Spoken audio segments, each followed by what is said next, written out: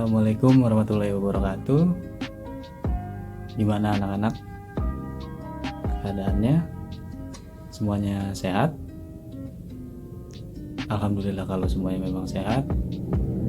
Kali ini kalian ketemu lagi sama Bapak. Tapi sebelumnya untuk ketua kelas, tolong dipimpin berdoa dulu sebelum dimulai pelajaran. Baik, berdoa sudah selesai. Terima kasih untuk ketua kelas. Sekarang Bapak akan mengecek kehadiran kalian satu persatu. Bagi yang namanya dipanggil, bisa tunjuk tangan. Baik, di sini Bapak sudah cek kehadiran kalian dan nampaknya kalian semua hadir. Oke. Sebelum kita memulai pelajaran, Bapak ada sedikit cerita untuk memotivasi kalian agar belajar lebih giat lagi. Ceritanya berjudul tentang telur dan biji kopi. Pada suatu hari, ada seorang anak perempuan yang mengeluh kepada ayahnya bahwa selama ini hidupnya sengsara dan dia sendiri tidak tahu entah dia akan berhasil atau tidak. Dia lelah berjuang dan berjuang sepanjang waktu. Tampaknya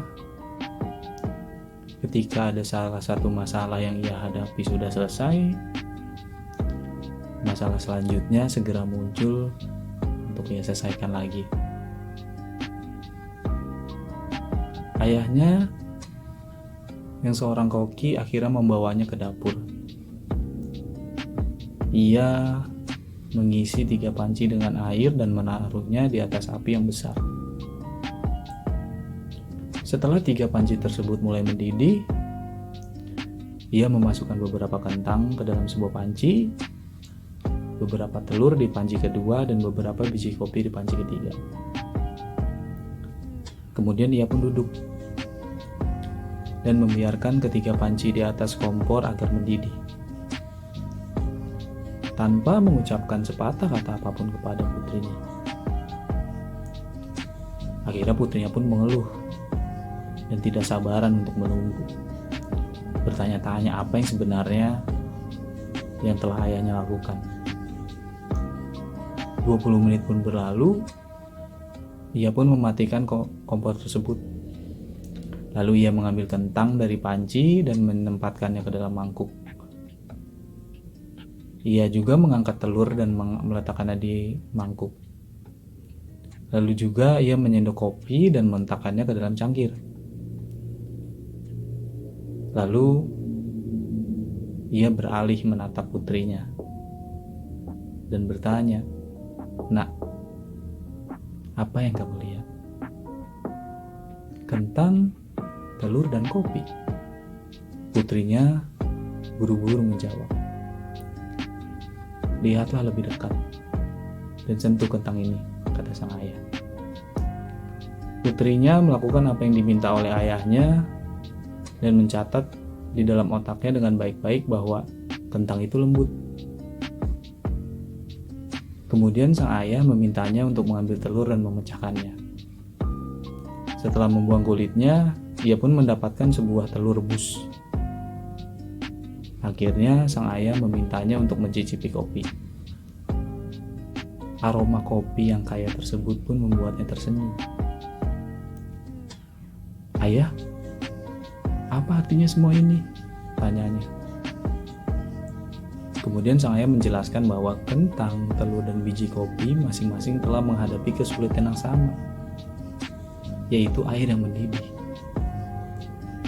Namun, masing-masing menunjukkan reaksi yang berbeda. Kentang itu kuat dan keras.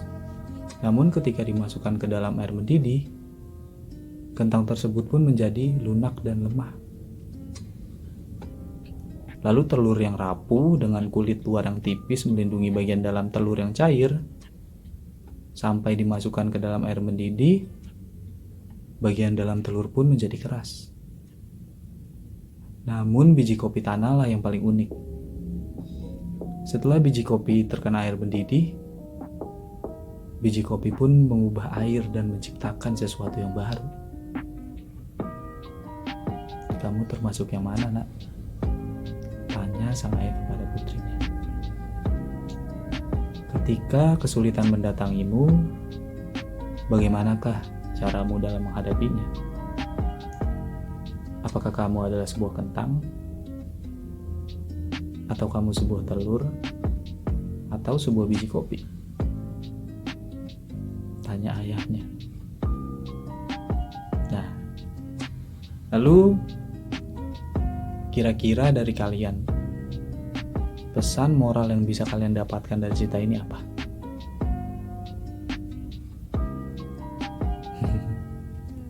Jadi, dalam hidup ini banyak sesuatu yang terjadi di sekitar kita. Terkadang masalah datang menghampiri silih kian berganti tanpa menunggu masalah sebelumnya untuk diselesaikan. Tapi satu-satunya yang benar-benar penting adalah apa yang terjadi di dalam diri kita. Tidak ada yang mengenal lebih baik daripada diri kita sendiri. Jadi dalam menghadapi masalah, kalian harus tahu diri kalian dan bagaimana kalian ingin memecahkan masalah tersebut. Jadi kalau Bapak tanya, di diri kalian itu yang mana? Apakah kalian sebuah kentang, sebuah telur, atau biji kopi? Baik, sekarang kita masuk ke dalam pelajaran. Minggu sebelumnya kita sudah belajar kan tentang teks prosedur. Kali ini kita pun akan belajar sebuah teks lagi. Tapi sebelum memasuki ke pelajaran yang sekarang, Bapak mau tanya, masih ingat gak kalian apa itu teks prosedur? Ternyata kalian semua masih ingat. Baik, sekarang kita akan memasuki ke dalam materi yang baru, yaitu masih sama. Keduanya masih sama-sama teks, tapi kali ini kita akan belajar teks eksplanasi. Nah, apa itu teks eksplanasi? Teks eksplanasi yaitu teks yang berisi penjelasan tentang proses terjadinya peristiwa atau fenomena alam, sosial, budaya, atau yang lainnya. Jadi, teks eksplanasi ini berisi penjelasan tentang proses, tentang bagaimana sesuatu itu dapat terjadi. Teks eksplanasi ini juga memiliki ciri. Teks eksplanasi memiliki 4 ciri. Yang pertama, teks terdiri atas pernyataan umum. Biasanya di awal itu memberikan gambaran awal tentang apa yang disampaikan.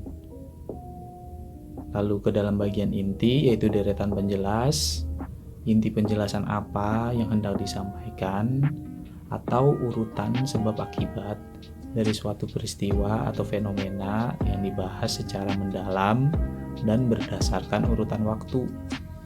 Lalu ada interpretasi sebagai bagian penutup atau pandangan maupun simpulan.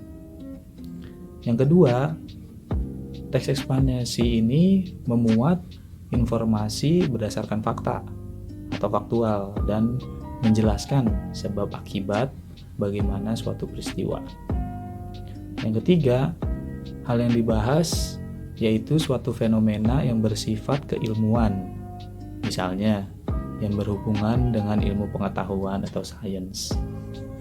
Yang keempat, teks bersifat informatif dan tidak berusaha untuk memengaruhi pembaca agar percaya pada hal yang dibahas. Sekarang kita masuk ke dalam struktur teks eksplanasi. Yang pertama dalam struktur teks eksplanasi yaitu ada identifikasi fenomena. Phenomenon identification, yaitu mengidentifikasi sesuatu yang akan diterangkan. Hal ini bisa terjadi dengan fenomena alam, sosial, budaya, dan fenomena-fenomena lainnya seperti penjelasan sebelumnya tentang teks eksplanasi. Yang kedua, penggambaran rangkaian kejadian, explanation sequences. Merinci proses kejadian yang relevan dengan fenomena yang diterangkan sebagai pertanyaan atas bagaimana atau mengapa. Rincian yang berpola atas pertanyaan bagaimana akan melahirkan uraian yang tersusun secara kronologis ataupun gradual. Dalam hal ini, fase-fase kejadiannya disusun berdasarkan urutan waktu. Lalu, rincian yang berpola atas pertanyaan mengapa akan melahirkan uraian yang tersusun secara kausalitas, yaitu sebab akibat. Dalam hal ini, fase-fase kejadiannya disusun berdasarkan hubungan sebab akibat. Yang ketiga, ada ulasan atau review, berupa komentar atas penilaian tentang konsekuensi atas kejadian yang dipaparkan sebelumnya. Selanjutnya, ada aspek kebahasaan teks eksplanasi. Yang pertama, teks eksplanasi menggunakan kata yang bermakna denotatif atau makna sebenarnya. Yang kedua, teks eksplanasi menggunakan kata teknis atau istilah yang memiliki makna khusus di bidang tertentu. Nah, Bapak kasih contoh. Kalau misalkan teks eksplanasi yang dibahas berupa fenomena alam, seperti gempa bumi, istilah yang digunakan bisa berupa lempeng bumi, vulkanik, tektonik, geologi, lava, lahar, magma, dan sebagainya yang berkaitan tentang gempa bumi. Nah, apabila teks eksplanasi yang dibahas berupa fenomena sosial, seperti contohnya kemiskinan di kota, istilah yang digunakan contohnya yaitu ada urbanisasi, transmigrasi, tingkat pengangguran, desakan ekonomi, lapangan pekerjaan, dan lain sebagainya. Nah, yang ketiga, menggunakan kata kerja verba kausatif, yaitu kata kerja yang dapat menyatakan makna kausalitas, hubungan sebab akibat, seperti menyebabkan, disebabkan, mengakibatkan, diakibatkan, biasa diikuti dengan oleh, berakibat pada, berdampak pada, menimbulkan, dan lain sebagainya.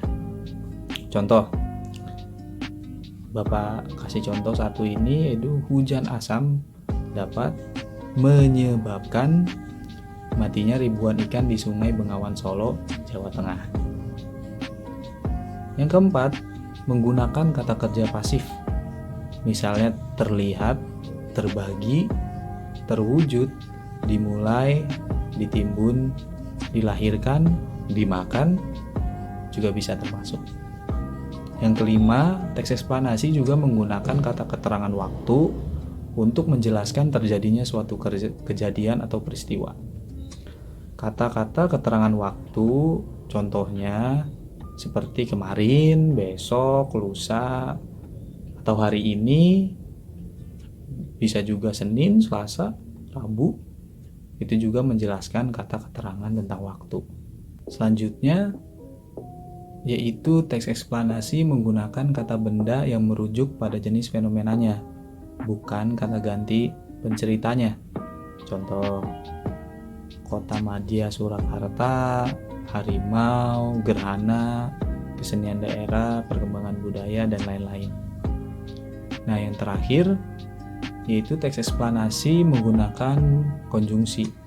Nah, konjungsi di sini untuk teks eksplanasi ada konjungsi kausalitas, yaitu kata hubung yang menyatakan sebab akibat. Berdasarkan letaknya, ada dua jenis konjungsi kausal, yaitu konjungsi intra kalimat dan konjungsi antar kalimat. Yang pertama, konjungsi intra kalimat.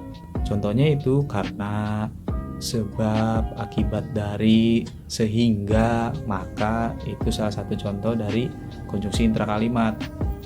Nah, yang kedua ada konjungsi antar kalimat. Nah, contohnya seperti akibatnya, oleh karena itu, jadi, hasilnya, dampaknya, seperti itu. Nah, contoh, Karena saluran air tertutup sampah, jalan itu mudah tergenang air. Masyarakat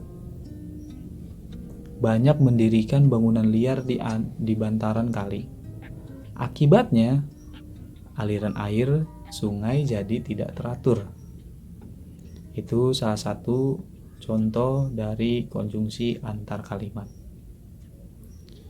Yang ketiga ada konjungsi temporal atau kronologis, yaitu hubungan waktu, yaitu kata hubung yang menyatakan urutan kejadian atau peristiwa. Misalnya mula-mula, setelah itu, lalu, kemudian, sebelum, sesudah, dan lain sebagainya. Bapak kasih contoh untuk konjungsi temporal. Gempa mengguncang Palu dan Donggala. Kemudian terjadilah tsunami besar. Itu salah satu contoh dari konjungsi temporal, yaitu kemudian. Setelah kalian mengetahui apa itu teks eksplanasi, bagaimana ciri-ciri yang menunjukkan bahwa itu adalah sebuah teks eksplanasi, bagaimana aspek kebahasaan yang digunakan dalam teks eksplanasi, kali ini kalian akan mengetahui bagaimana langkah-langkah yang dapat kalian lakukan untuk membuat suatu teks eksplanasi. Yang pertama, kalian harus menentukan tema. Tentukanlah jenis teks eksplanasi apa yang akan kalian buat. Misal, tentang fenomena alam berupa proses terjadinya hujan, tsunami, mungkin gunung meletus atau gerhana matahari. Itu bisa jadi tema untuk teks eksplanasi. Lalu kedua, menuliskan ide-ide pokok berupa topik yang dapat dikembangkan. Yang ketiga, mengumpulkan bahan. Nah, jadi di sini kalian harus mengumpulkan bahan tulisan teks eksplanasi yang akan kalian buat. Bahan tulisan teks eksplanasi dapat diperoleh dari berbagai sumber, seperti penguasaan pengetahuan penulis, internet, buku pelajaran, atau penelitian secara langsung. Selanjutnya, menyusun kerangka teks eksplanasi. Menyusun kerangka berarti memecahkan topik ke dalam beberapa subtopik, lalu menyusunnya secara sistematis dan logis. Kerangka eksplanasi dapat mengikuti pola yang seperti tadi sudah dijelaskan: pernyataan umum, deretan penjelas atau inti, lalu interpretasi dan penutup. Yang kelima yaitu ada mengembangkan kerangka. Pada tahap ini, kerangka dikembangkan menjadi teks eksplanasi yang utuh, tapi dengan memperhatikan struktur dan kaidah kebahasan yang tepat yang tadi sudah Bapak jelaskan. Nah, ketika kelima langkah tersebut sudah dilakukan, jangan lupa, yaitu langkah terakhir menyunting teks yang telah disusun. Pada tahap ini, tujuannya untuk mengoreksi kesalahan-kesalahan yang mungkin terdapat dalam teks. Jadi kalian bisa dicek ulang dulu sebelum kalian yakin bahwa teks eksplanasi yang kalian buat sudah benar-benar betul. Nah, itu tadi tentang materi teks eksplanasi. Untuk minggu depan, Bapak memberi kalian tugas untuk mengetahui apakah kalian benar-benar menguasai materi tentang teks eksplanasi. Buat saja satu teks eksplanasi sesuai tadi bagaimana aspek kebahasaan dan struktur teks eksplanasi. Kalian bisa melihat sumber dari buku, dari internet, atau berdiskusi bersama dengan teman kalian. Silahkan, yang penting kalian tidak mencontek kerjaan teman kalian. Kalian harus percaya diri dengan kemampuan kalian sendiri. Jangan lupa kalian kumpulkan minggu depan, dan berhubung jam sudah menunjukkan waktu istirahat, Bapak tutup sampai di sini. Wassalamualaikum warahmatullahi wabarakatuh.